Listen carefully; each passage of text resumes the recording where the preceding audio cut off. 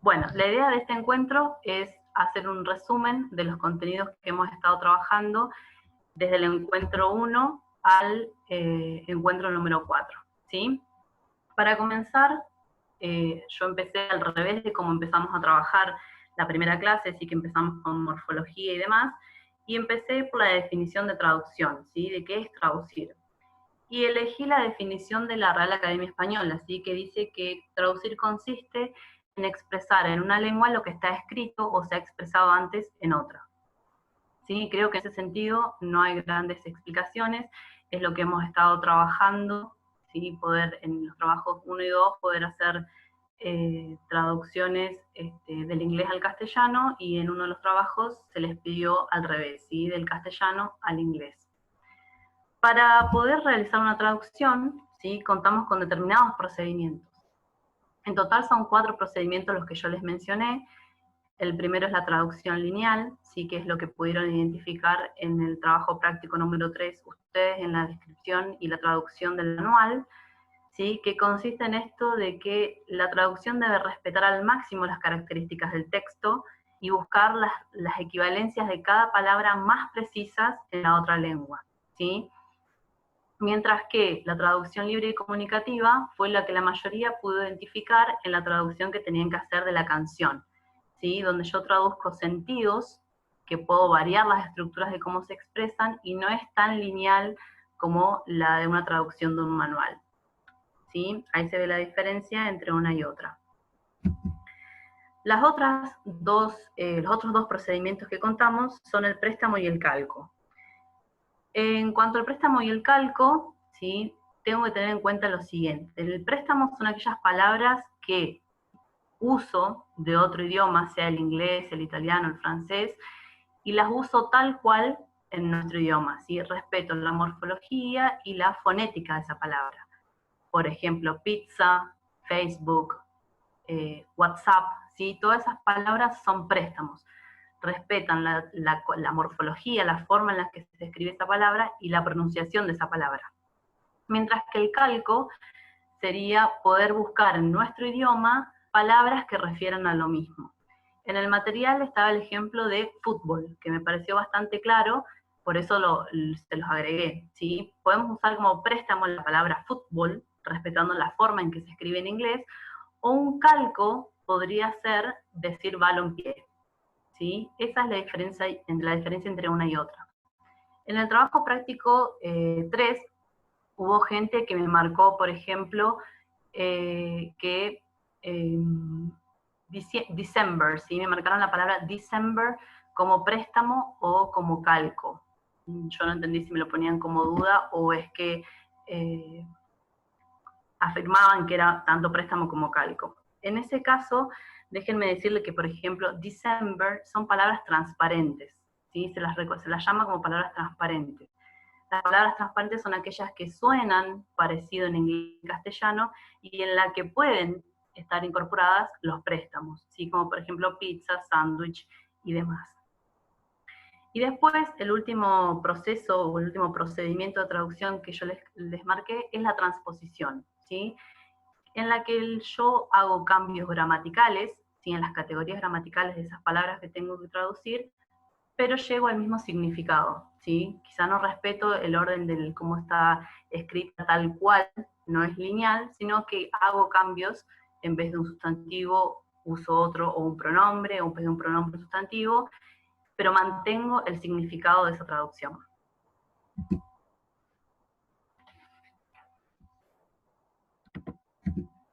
Bien, en el trabajo práctico número 3 estaba la siguiente pregunta, ¿sí? ¿Qué relación entre morfología, gramática y traducción?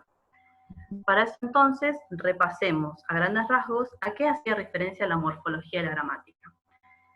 Habíamos dicho que la morfología permite identificar la estructura interna de una palabra, mientras que la gramática permite identificar la categoría a la que pertenece esa palabra y la posición que ocupa dentro de una oración. Entonces, podemos concluir que tanto tener nociones como morfología y nociones de la gramática nos sirven como herramientas o como una técnica para implementar en el momento de la traducción. Si yo sé que determinada palabra es un sustantivo y que ocupa determinada posición en la oración, probablemente la búsqueda de esa palabra en el diccionario o la traducción me resulte un poco más fácil, ¿sí? Esto de saber morfología, gramática, es una técnica para poder abordar traducciones en el inglés. Bien, repasemos muy rápidamente cuáles eran las consideraciones generales sobre la morfología del inglés, ¿sí? El primer encuentro que tuvimos. Habíamos dicho que las palabras se forman a partir de lexemas, que son las raíces, y de morfemas, que pueden ser sufijos y prefijos. Y habíamos dicho también que existen dos vías para formar palabras. Teníamos la derivación, en donde formo nuevas palabras agregándole a la raíz un sufijo, un prefijo o una flexión. Puedo entonces agregar sufijos a aquellas que son esas partículas que se añaden a las raíces o a las palabras y que modifican el significado de esa raíz, formando nuevas palabras, ¿sí? O que pertenecen a otra categoría gramatical. Acuérdense que en el material 1 hay muchos ejemplos de esto, ¿sí? Y estuvimos trabajando un montón con ejemplos que yo les había dado, particularmente, especialmente relacionados a la cocina. Y después tenemos prefijo, que son las partículas que se anteponen a la raíz, provocando un cambio de significado. Por ejemplo, yo tengo la palabra break, ¿sí? Que es un verbo que significa romper, y le agrego el sufijo able, breakable, ¿sí? La transformé a esa palabra en sustantivo a un adjetivo, algo que puede ser fácil de romper. Si a esa misma palabra le agrego un prefijo como el prefijo un, y formo la palabra unbreakable, entonces ahí agrego un prefijo que cambia, niega todo la formación de palabra anterior. Y tengo flexiones, que se acuerdan que habíamos dicho que eran las partículas que señalan los accidentes gramaticales, como por ejemplo las formaciones plurales, el caso genitivo y los tiempos verbales. Y el segundo proceso de formación de palabras es el de la composición, en el que teníamos dos palabras que se unían para formar una nueva palabra, como por ejemplo el caso de homemade.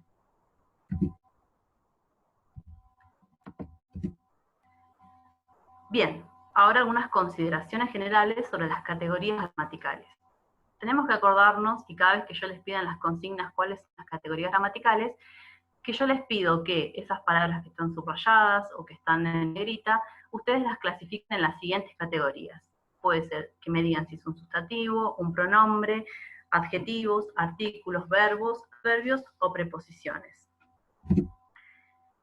En este ejercicio, ¿sí? Que era igual que en el del trabajo práctico, lo que yo les pido es que identifiquen, ¿sí? O que traten de que esas palabras que están en negrita, ustedes puedan describírmelas en qué categoría gramatical estarían si ustedes tuvieran que clasificarlas. Lo que yo hice acá fue agarrar la letra de la canción, ¿sí? Que estaba en el trabajo práctico, y resolví la actividad yo, ¿bien? Hay algunas palabras que, volviendo al material de la clase número 1, ya están, ¿sí? Clasificadas. Es simplemente por ahí estudiarlas, releerlas o volver a las clasificaciones que yo les di. Como es en el caso, por ejemplo, de los pronombres personales, ¿sí? De los adjetivos posesivos y de los tiempos verbales. Entonces, si yo tengo la palabra we, lo que yo espero que ustedes pongan en el trabajo práctico es que es un pronombre personal. Lo mismo con you, y en el caso de drinks, ¿sí? Lo que yo tengo que hacer es buscar esta palabra en el diccionario, si es que no la manejo de algún otro contexto, y poder decir que ese sustantivo está en forma plural. ¿Por qué está en forma plural? Porque a la palabra drink yo le agregué la flexión S para poder hacer el plural. Lo mismo pasa con memories. Después el tema de los verbos. Lo que yo les pido con el tema de los tiempos verbales, que es lo que vamos a ver a continuación, es que siempre tengan a mano las tablas que yo les di con los tiempos verbales, ¿sí? Las formas en que se forman y los auxiliares y demás que utilizan. En este caso, el primer verbo que vemos es wear, ¿sí? Que yo puse pasado el verbo to be, ¿por qué? Porque es el are, ¿sí? El verbo to be are, que está en forma pasada. Diferente es el are not, que está el verbo are, pero a la vez está la partícula not, que niega ese verbo. Por eso lo que yo esperaba que ustedes pusieran es que el are not es una forma negativa del verbo to be. Ahora bien, vamos a, dentro de toda la clasificación de palabras, vamos a detenernos en los verbos, en el verbo to be y en los tiempos verbales. El verbo to be, ¿sí?, se puede traducir al castellano como ser o estar. Ya a partir del trabajo práctico número 5 van a ver que los distintos significados que pueden llegar a encontrar del verbo to be. ¿Y qué tengo que acordarme del verbo to be? Que tiene 3 partículas, el am, el is y el are. A su vez, lo que también tengo que acordarme es que cada partícula se va a utilizar con un pronombre diferente. El am se va a utilizar con el pronombre I, el is se va a utilizar con el he, she, it, y el are con el you, we y they. Eso me lo tengo que acordar siempre, ¿sí? No solamente ahora que estoy haciendo la actividad, sino siempre que yo hablo del verbo to be, me tengo que acordar que tengo 3 partículas y que cada una de esas partículas se utiliza con un determinado pronombre. Este ejercicio, ¿sí?, estaba en el material del encuentro número 2. Y yo les pedía que elijan la forma correcta del verbo to be o que completen las siguientes oraciones con el is, el are y el am. Bien, ¿cómo resuelvo esta actividad yo? Me encuentro con mi material, leo estas consignas y no sé qué hacer. Lo primero que tengo que hacer yo es, como dije antes, recordar las partículas del verbo to be. Recordar que el verbo to be va a ser siempre el is, el are y el am. Y después también tengo que acordarme con qué pronombre va cada partícula. Una vez que yo me acuerdo de eso, o tengo el cuadro cerca o los apuntes cerca, leo la oración e identifico el pronombre. En el primer caso, el pronombre es I, y si yo ya seguí toda la explicación anterior, me tengo que acordar que la única opción posible es am. I am from Portugal. Si vamos al ejemplo 3, que dice we, y tengo la opción am, is, are, y la palabra students, ¿sí?, volviendo al proceso que les expliqué antes, me acuerdo que are iba con you, we y they, entonces la única posibilidad para yo elegir ahí es are. Lo mismo va a pasar con la actividad siguiente. Dice la primera oración, my name is Mary. I, espacio, from France. Si está el pronombre I, la única opción que yo tengo para completar es el am. ¿Sí? Va a pasar así con todo el resto de las oraciones. Entonces, ¿qué me tengo que acordar? Primero siempre las partículas del verbo to be. Después, ¿con qué pronombre voy a usar esas partículas del verbo to be? Y luego voy a referirme, o voy a leer la oración y voy a identificar el pronombre. Ahora bien, los tiempos verbales en inglés, ¿sí? Y no solamente en inglés, sino también en todos los idiomas, indican un momento en que la acción denotada por el verbo transcurre. Y esos momentos pueden ser pasado, presente y futuro. Y en el inglés voy a tener las formas dentro del pasado, presente y futuro, la forma simple, la forma perfecta, la forma continua y la forma perfecta continua. El cuadro que yo les estoy mostrando ahora resume todos los tiempos verbales que tienen en el inglés. Pero nos vamos a detener, ¿sí?, en los que más se usan, o los que más hemos usado ahora, que es el presente simple y el presente continuo. Esta actividad estaba en el trabajo práctico número 2, si mal no recuerdo. Y era el texto sobre la vida del chef Matt Delicious. La primera consigna decía identificar los verbos. La segunda consigna decía explicar o decir en qué tiempo verbal se encuentran esos verbos. Y la tercera parte era traducir el texto al castellano. La idea de que se haga en ese orden la actividad es justamente para que puedan identificar las palabras en inglés. Hubo muchos casos en los que hicieron la traducción del texto y después seleccionaron los verbos en el texto en castellano.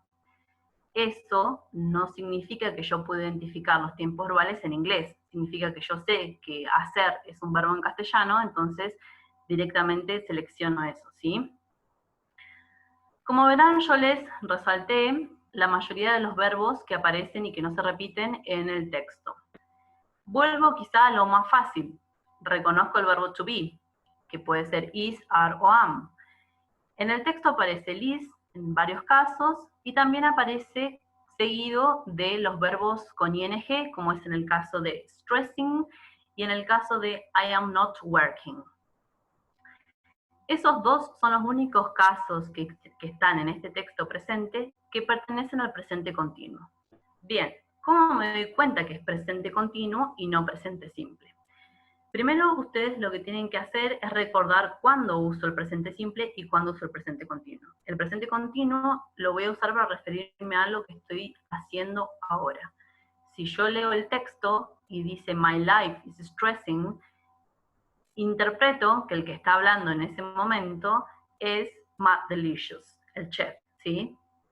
Lo mismo que cuando digo today I'm not working, interpreto que el que está hablando es el chef y está haciendo referencia a una actividad que está pasando ahora, en este momento.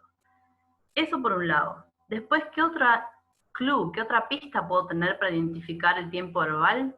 Bien, me tengo que acordar que el presente continuo se forma con el verbo to be, cualquiera de las tres partículas, is, are o am, más un verbo seguido con ing.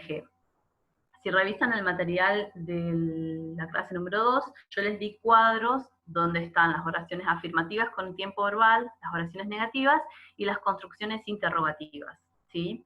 Ahí van a tener los ejemplos de cómo es en una oración afirmativa, como en el caso 1, que es stressing, y una oración negativa, como es en el caso de I am not working.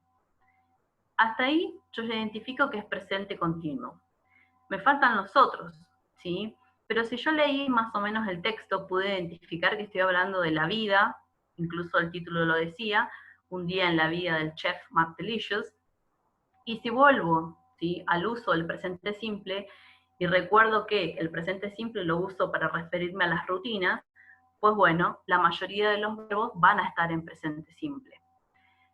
¿Cuál es la diferencia que yo tendría que identificar entre works, que termina con S, y cook, que termina sin S? En el presente simple ustedes tienen que acordarse que cuando las oraciones son afirmativas, ¿sí?, estoy dando información positiva, afirmativa, y el pronombre con el que empieza esa oración es con he, she o it, el verbo va a sufrir una modificación. Le voy a agregar la letra S, la flexión S o la flexión ES, dependiendo de la terminación del verbo, como en el caso de finishes, que también está en el texto, pero eso no deja de significar que la oración no esté en presente simple, ¿sí? ¿Cómo explicaría yo eso en la clasificación? Pongo works, verbo en presente simple, en tercera persona del singular, porque la oración empieza con he, y en forma afirmativa. En el caso de cook, que es el otro verbo que está y no termina con S, sí, tengo en cuenta que he, she, it son los pronombres que van a modificar ese verbo, que le van a agregar la S al verbo, entonces they, I, we, you y they, ¿sí?, no van a sufrir modificaciones del verbo, ¿está? El verbo no va a cambiar. Ahora, dentro de este tiempo verbal, también me tengo que acordar que voy a usar auxiliares, verbos auxiliares. ¿Cuáles van a ser? El do y el does para las preguntas, y el don't y el doesn't para las oraciones negativas. En el segundo párrafo del texto dice, he doesn't usually cook at home. Esa oración es presente simple. ¿Puede ser presente continuo? No. ¿Por qué? Primero, porque no está el verbo to be. Segundo, porque no está el verbo que sigue, el verbo principal, con ing. ¿Puede ser presente simple? Es presente simple. ¿Por qué? Porque está la presencia del auxiliar doesn't en oración negativa.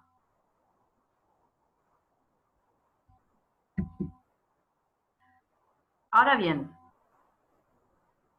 en el último material que trabajamos, ¿sí?, empezamos a trabajar con una selección de vocabulario específico que yo hice, ¿sí? Eso no significa que sea el único vocabulario que va a aparecer o lo único que van a trabajar relacionado a la cocina, a la gastronomía, ¿sí? Pueden aparecer muchos más verbos, muchas más palabras, simplemente este fue un recorte que yo hice. ¿Por qué es importante el vocabulario? Así como dijimos que era importante la morfología, es importante la gramática. Pues bien, la importancia del vocabulario está en que en la mayoría de los casos, si yo, como un hablante que no hablo la segunda lengua nativa, puedo hablar una determinada cantidad de palabras, o una combinación de determinadas palabras, me puedo llegar a dar a entender, sin tener muy claras las funciones gramaticales, sin manejar muy bien los tiempos verbales y demás. Si yo puedo manejar vocabulario, me puedo dar a conocer. Me imagino una situación en un restaurante en el que quizás la persona que va a ese restaurante les habla en inglés y ustedes con saber o entender un par de palabras, los verbos, un par de sustantivos, pueden llegar a entender, ¿sí?, qué es lo que esa persona quiere. O al revés, ustedes ir a un país de habla inglesa y con algunas palabras específicas del vocabulario poder darse a entender.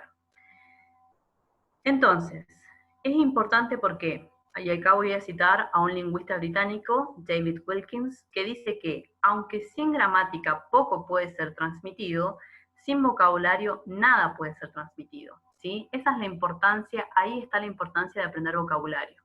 Específico porque estamos en la tecnicatura de gastronomía, pero es importante saber vocabulario para poder darme a entender. En este proceso de aprendizaje del vocabulario podemos reconocer 4 etapas. En la primera, uno se da cuenta de esa palabra. Generalmente es con ayuda, así como les voy marcando yo, reconocer los sustantivos, reconocer los verbos, o les marco la palabra en negrita. Eso es poder darme cuenta de la palabra. El segundo paso es poder aprender a reconocerla, poder identificar a qué categorías pertenece, si está en singular, si está en plural, si está, en qué tiempo verbal se encuentra, ¿sí? Poder reconocer esa palabra. Después la tengo que incorporar, ¿sí? ¿Cómo voy a incorporar? Con las prácticas, practicando, haciendo los ejercicios. Y el último paso va a ser poder reconocer esa palabra y poder producir ese vocabulario, ¿sí? Reproducirlo o producir un vocabulario. Que eso es lo que van a hacer en las situaciones comunicativas con las que nos vamos a encontrar en el encuentro y en el trabajo práctico número 5.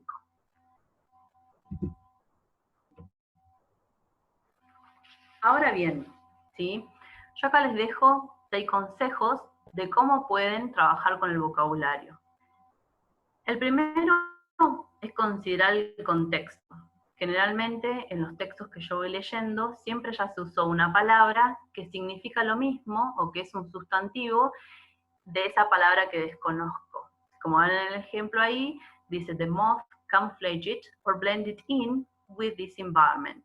Blended in es un sinónimo o es algo muy parecido a camouflaged. Después tenemos poder usar las estrategias de morfología que estuvimos trabajando, poder identificar la raíz de esa palabra y ver a qué se refiere, y si le agrego determinado prefijo, sufijo, flexión, qué sucede con esa palabra. La otra opción es buscarla, ¿sí? Buscarla en el diccionario, buscarla en el traductor de Google, en alguna aplicación que tengan. La otra posibilidad es hacer conexiones, poder relacionar. Vieron que en el material 4 yo les di el dibujito con el verbo. Probablemente la palabra al principio no me la acuerde, pero yo puedo hacer conexiones con los dibujitos que les mandé, con las herramientas que yo tengo en mi cocina, con lo que veo a diario, y puedo entonces adquirir o aprenderme esa palabra. La próxima es poder esa palabra sustituirla por un sustantivo. Esto implica un poco más de conocimiento de inglés, ¿sí? Poder esa palabra que no entiendo, reemplazarla por una palabra que sí entiendo y que tiene el mismo significado. Y la última opción, ¿sí?, es poder preguntarle a alguien que sabe, y si no tengo a nadie que sepa, vuelvo siempre al diccionario o al traductor de Google. Todo esto hemos estado trabajando y es un montón desde el encuentro número 1 al encuentro número 4, ¿sí? Todo así juntito como se los mostré hoy, podemos resumirlo como que son los cimientos necesarios que nosotros vamos a necesitar a partir de ahora de los próximos encuentros para poder comunicarnos por medio de la lengua inglesa, que es el objetivo principal, ¿sí? Las traducciones también son formas de comunicarnos y ahora vamos a tratar de ver nuevas formas y nuevas situaciones comunicativas en las que nos vamos a encontrar. Les dejo este mensajito, ¿sí? Y ya termina con esto el PowerPoint, en la que les digo, no abandonen, ¿sí? Porque todo valdrá la pena al final. Sigamos trabajando paso por paso, trabajo por trabajo, y van a ver que al final el producto que construyamos va a ser muy, muy rico.